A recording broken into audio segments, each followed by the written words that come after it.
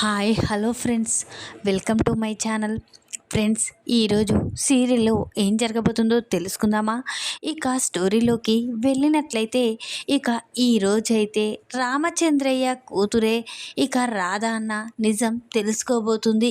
రాధ అయితే స్టోరీలోకి వెళ్ళినట్లయితే ఇక పాపం రాధ అయితే చాలా బాధపడుకుంటూ ఒంటరిగా కూర్చుంటుంది.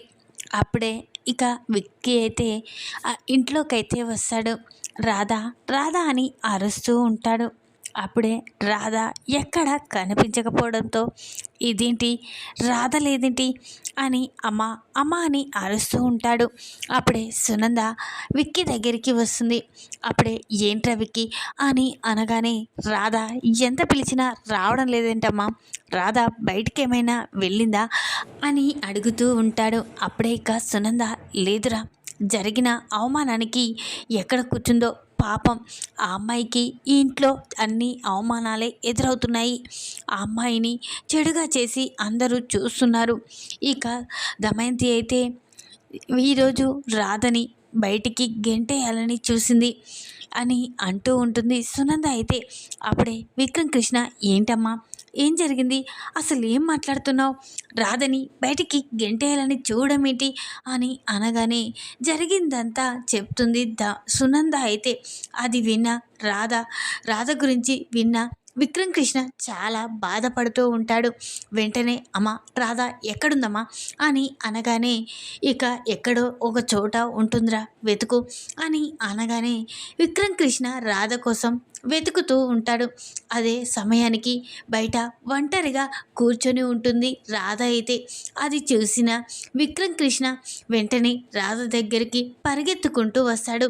రాధ, ఏంటి ఇలా ఒంటరిగా ఎందుకు కూర్చున్నావు అని అనగానే, ఇంట్లో నుంచి వెళ్ళిపోవాలనుకుంటున్నాను అని అనగానే అప్పుడే విక్రమ్ కృష్ణ షాక్ అయిపోతాడు.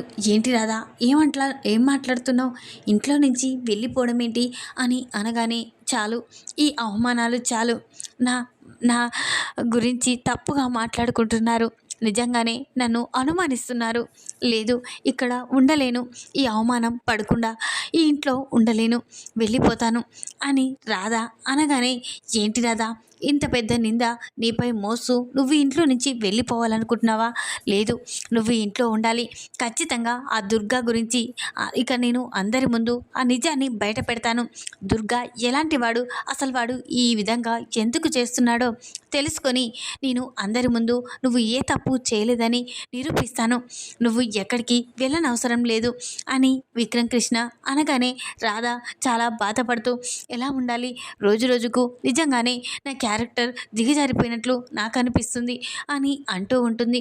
లేదు రాధా, కొన్ని రోజులు ఓపిక పట్టు, ఆ తర్వాత ఆ దుర్గా గురించి నేను నిజాన్ని బయట పెడతాను, నువ్వేమీ టెన్షన్ పడకు, కానీ పద భోజనం చేద్దాం అని అంటూ ఉంటాడు విక్రమ్ కృష్ణ అయితే.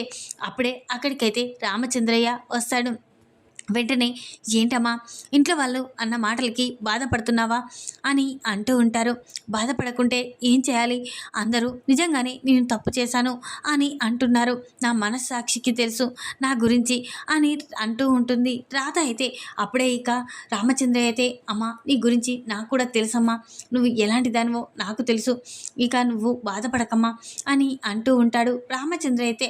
అయితే ఇక్కడ ఈ అవమానాలు పడుకుంటూ ఉండని అవసరం లేదమ్మా, ఇక్కడి నుంచి వెళ్ళిపో అని రామచంద్రయ్య అనగానే, ఏం మాట్లాడుతున్నావు అసలు మావయ్య, అయినా రాధ ఇక్కడే ఉంటుంది, రాధ ఏ తప్పు చేయలేదు, రాధ గురించి నాకు తెలుసు, ఆ దుర్గాగాడు ఎలాంటి వాడో తెలుసు, వాని గురించి అందరి ముందు బయట పెడతాను, ఆ తర్వాత రాధని ఎవరెవరైతే అన్నారో వాళ్ళే నిజాన్ని తెలుసుకుంటారు అని అంటూ ఉంటాడు. అప్పుడే రామచంద్రయ్య, నాకు కూడా తెలుసురా, నా కన్న కూతురు అది, తను బాధపడుతుంటే నేను చూడలేకపోతున్నాను, అందుకే ఇంట్లో నుంచి పంపించాలనుకుంటున్నాను అని రామచంద్రయ్య తన మనసులో అనుకుంటూ ఉంటాడు. అప్పుడే రామచంద్రయ్య, సరే కానీ భోజనం చేశారా అని అంటూ ఉంటాడు. లేదు మావయ్య, రాధ కూడా ఏమీ తినలేదు, పాపం ఒంటరిగా కూర్చుంది, తను నేను ఇద్దరం కలిసి భోజనం చేస్తాం అని అనగానే పద వెళ్దాం పద రాధా అని అంటూ ఉంటాడు. రామచంద్రయ్య అయితే నాకు తినాలని లేదు అని రాధా అనగానే లేదమ్మా నేను కూడా మీతో కలిసి భోజనం చేయాలనుకుంటున్నాను, నువ్వు భోజనం చేస్తేనే నేను కూడా చేస్తాను అని రామచంద్రయ్య అనగానే ఇక సరే అని రాధా ఇక విక్రమ్ కృష్ణ రామచంద్రయ్య ముగ్గురు కలిసి భోజనం అయితే చేస్తారు. వెంటనే ఇక రామచంద్రయ్య అయితే ఇక ఇక అందరూ ఇక రాత్రి అవుతుంది కదా, అంతలోగే ఇక అందరూ పడుకుంటానికి వెళ్ళిపోతారు. ఇక ఉదయాన్నే ఇక రాధ మాత్రం ఆ రాత్రి మొత్తం ఇక తనకు జరిగిన అవమానం గురించే ఆలోచిస్తూ ఉంటుంది. ఇక ఉదయాన్నే ఇక రాధ ఏమి పట్టనట్లు ఇక తలస్నానం చేసి వెంటనే కాఫీ తీసుకొని రామచంద్రయ్య గారికి ఇవ్వాలి, తనతో మాట్లాడాలి, తను ఎందుకు నన్ను ఇంట్లో నుంచి పొమ్మన్నారు అని ఇక నన్ను అర్థం చేసుకున్నాడు, అయినా నన్ను ఎందుకు పంపించాలని చూశారు, దాని గురించి కూడా తెలుసుకోవాలి అని అనుకొని వెంటనే రాధ ఇక కాఫీ ఇవ్వడానికని రామచంద్రయ్య గది దగ్గరికి వెళ్తుంది. అప్పుడే రామచంద్రయ్య ఇంకా పడుకోవడం చేసి ఇక వెంటనే మీరే లేవండి అని రాధ అనడంతో ఒక్కసారే రామచంద్రయ్య దిగ్గున లేచి కూర్చుంటాడు. చెప్పమ్మా అని అనగానే కాఫీ తీసుకోండి అని అనగానే ఇక్కడ పెట్టేసి వెళ్ళిపోమ్మా అని అంటూ ఉంటాడు. రామచంద్రయ్య అయితే ఇదేంటి మీ గదిలోకి ఏ రోజు రానివ్వలేదు, ఈ రోజైనా వచ్చాను, కాసేపు కూర్చొని వెళ్తాను అని రాధ అనగానే లేదమ్మా వెళ్ళిక్కడి నుంచి అని అనగానే లేదు మీతో మాట్లాడడానికే వచ్చాను అని ఇక రాధ అంటూ ఉంటుంది. అప్పుడే ఇక రాధ నీ గది చాలా బాగుంది అని అంతటా చూస్తూ ఉంటుంది. అప్పుడే అక్కడున్న ఫోటో గోడకి తగిలించి ఉంటుంది. అది చూసిన రాధ ఒక్కసారే షాక్ అయిపోతుంది. ఇదేంటి, ఇది నా చిన్నప్పటి ఫోటో కదా, అందులో ఇతను ఉండడం ఏంటి అని ఇక అనుకుంటూ వెంటనే ఆ ఫోటో చూసి అలా షాకింగ్గా చూస్తూ ఉంటుంది. అది చూసిన రామచంద్రయ్య ఇక కంగారు పడుతూ ఉంటాడు. అంటే రాధ నా కూతురని నిజం తెలిసిపోతుంది, ఇప్పుడు రాధ ఆ ఫోటోని చూసింది, ఇప్పుడు నేనేం చేయాలి అని రామచంద్రయ్య చాలా కంగారు పడుతూ ఉంటాడు.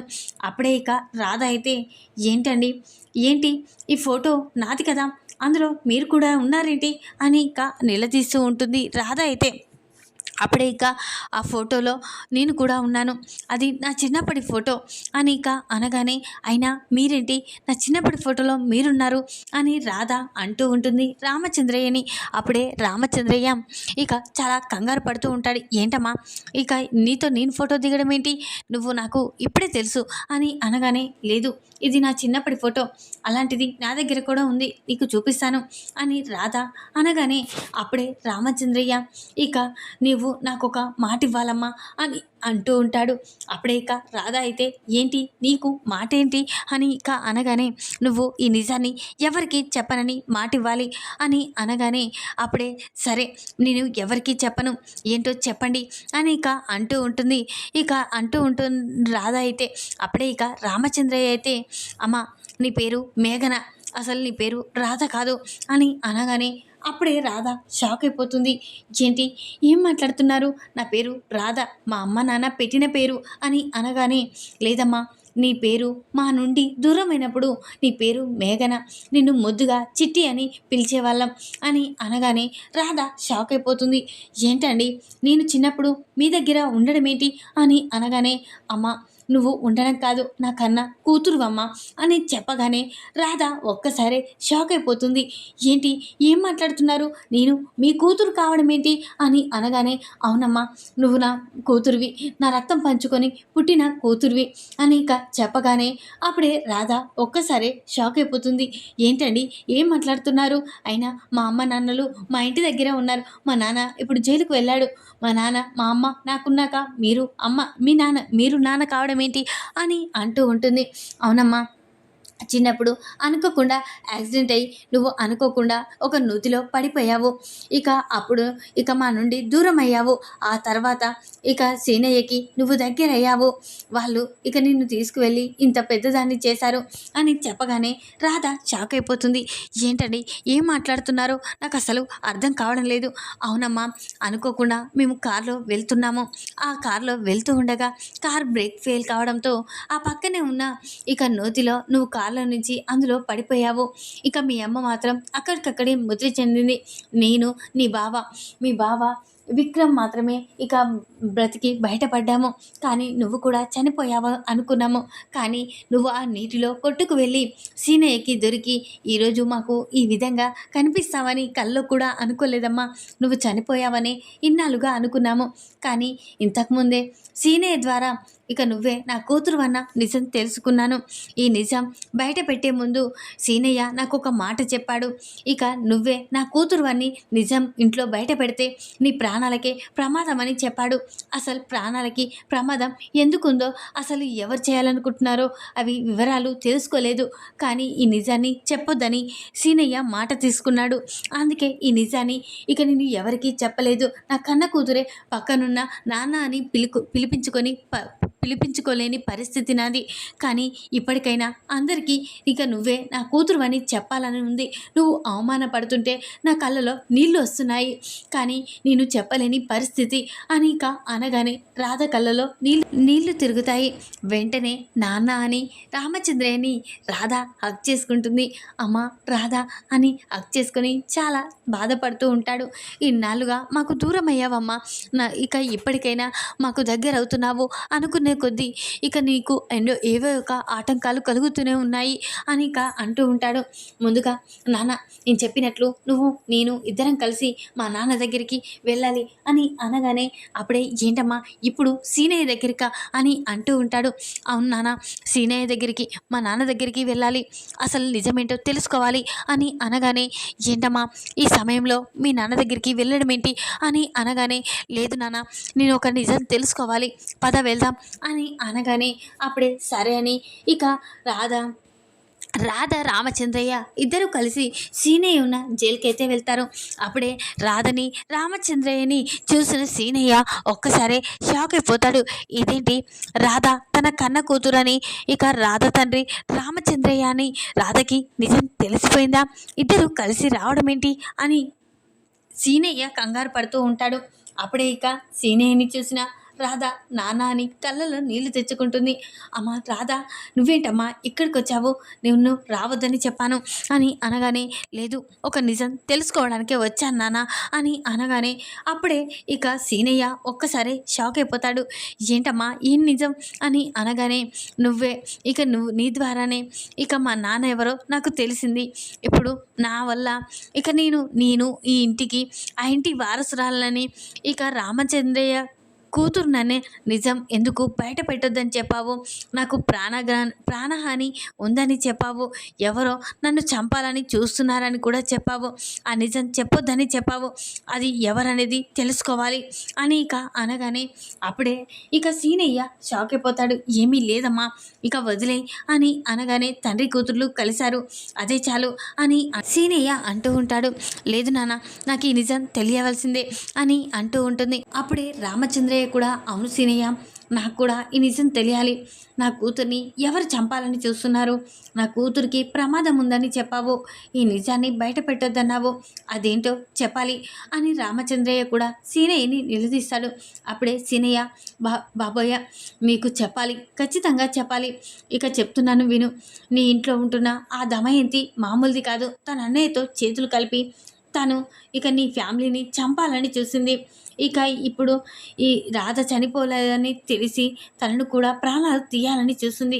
తనను చంపేసి తన కూతుర్ని ఆ ఇంటికి వారసురాల్ని చేసి ఇక విక్రమ్ కృష్ణకి భార్యగా చేసి ఆ ఆస్తి మొత్తం తన సొంతం చేసుకోవాలని చూస్తుంది. ఇప్పుడు రాధని కూడా నీ కూతురని తెలిసే చంపాలని చూస్తుంది. అందుకే ఈ నిజం చెప్పొద్దని నీకు చెప్పాను. వాళ్ళిద్దరూ కలిసి మిమ్మల్ని ప్రాణగండాన్ని క్రియేట్ చేశారు. ఆ రోజు యాక్సిడెంట్ అయ్యిందే వాళ్ళ వల్ల. ఇక నీ కూతురు నీకు దూరమైందే వాళ్ళ వల్ల. నీ భార్య శాశ్వతంగా నీకు దూరమైందే వాళ్ళ వల్ల అని చెప్పగానే రామచంద్రయ్య షాక్ అయిపోతాడు. ఇక అక్కడున్న రాధ కూడా షాక్ అయిపోతుంది. ఏంటి నాన్న నువ్వు మాట్లాడేది అని అనగానే అవునమ్మా, ఆ దమయంతి మామూలుది కాదు. ఆ ఇంట్లో ఉంటూ ఆస్తి కోసమే ఎదురు చూస్తూ ఉంటుంది. ఇక ఆ ఆస్తి తన సొంతం చేసుకోవాలని ఎన్నో చేస్తుంది. ఇప్పుడు నువ్వే ఈ రామచంద్రయ్య కూతురు అని తెలిస్తే నిన్ను కూడా చంపేస్తుంది.